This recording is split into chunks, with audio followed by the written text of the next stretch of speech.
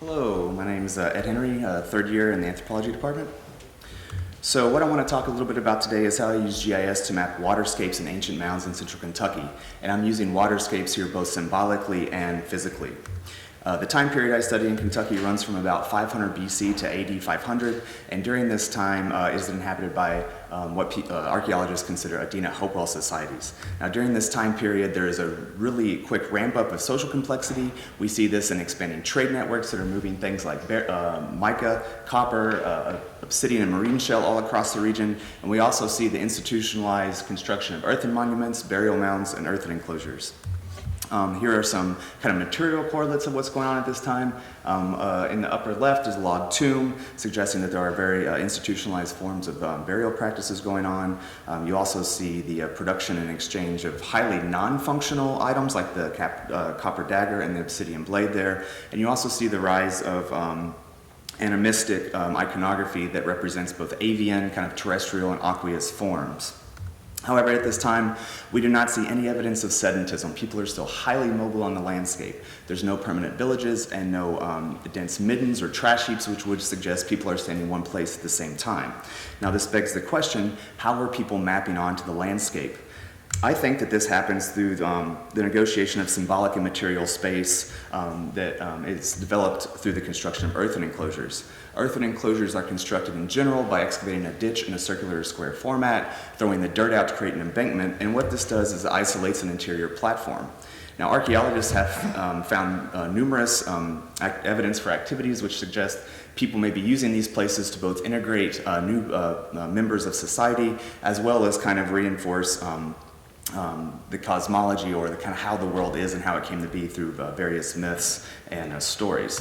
Now, the cosmology of the eastern woodlands can be kind of generalized based on early settler accounts with American Indians as well as through analogs with modern American Indians. And this generalized cosmology is developed into three spheres: an upper world, a middle world, and a lower world. The middle world is considered an earthen disk floating on and surrounded by primordial waters. The lower world is inhabited by horned serpents and cat-like deities, and access to the underworld takes place through things like confluences of rivers, caves, and springs.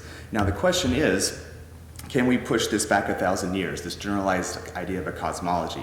And in some cases I think we can. For instance, this stone carving, which came out of a burial mound in Ohio that dates to the same time period, depicts a horned serpent. So again, you kind of see this reinforcement of the cosmology in this way. So, in considering that earthen enclosures are at least one place where cosmologies can be reinforced, allows us to track on the landscape who may have been participating in these ceremonially charged events. This is where GIS comes in. In fact, I have studied one particular enclosure in some depth. The Libas Circle, located in central Kentucky and situated at the confluence of two very important creeks that then form a major river tributary of the Ohio River, is the site I'm talking about. Here's the LiDAR data of the site at a local scale. Both modern and natural and cultural events have kind of destroyed much of the earthwork, but here you can see elevation changes of around only 30 centimeters between the ditch and the embankment. Unfortunately, I didn't have this LiDAR data when I was doing my work, and so I had to use a variety of geophysical remote sensing techniques to essentially kind of see below the surface before I excavated. Here is some of the magnetic radiometer data showing differences in soil magnetism. You can see the ditch, the outer ring is the embankment, and that curious little circular feature in there was something I targeted with excavation. Excavation showed that this was actually a spring, that it was inside the earthwork. At some time in antiquity it went dry and then refilled over time.